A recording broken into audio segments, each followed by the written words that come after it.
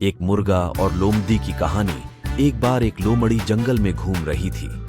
उसे भूख लगी थी और उसने खाने की तलाश में जंगल में घूमना शुरू कर दिया। उसने जंगल में एक मुर्गा देखा जो एक अंडा दे रहा था। लोमड़ी ने सोचा कि वह मुर्गा खा जाएगी और अंडा भी मिल जाएगा, लेकिन उसने सोचा कि अगली बार क्या होगा जब वह फिर भूख लगेगी। वह अंडा छोड़ दिया और चल दी। उसी दिन लोमड़ी ने एक और मुर्गा देखा जो छोटी से गिर गया था। वह बहुत छोटील हो गया था और उसे ठंड भी लग रही थी। लोमड़ी ने सोचा कि वह मुर्गा खा जाएगी, लेकिन इस बार उसने सोचा कि यदि वह उस मुर्गे को थोड़ा घर ले जाती है और उसकी देखभाल करती है तो वह बाद में बदले में शायद कुछ मदद पा सकती है। उसने मुर्गे को घर ले जाकर उसे दूध दिया और उसकी देखभाल की।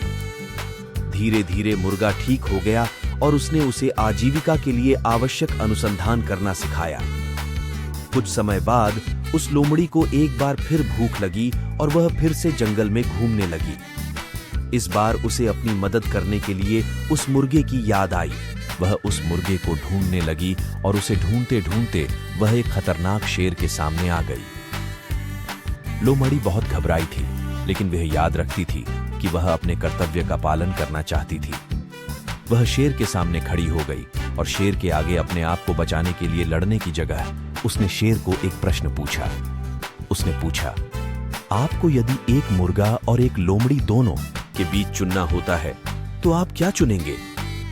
शेर ने बड़ी सोच समझकर उत्तर दिया, मैं एक मुर्गा चुनूंगा क्योंकि उसका शिकार मेरे लिए ज्यादा महत्वपूर्ण होगा।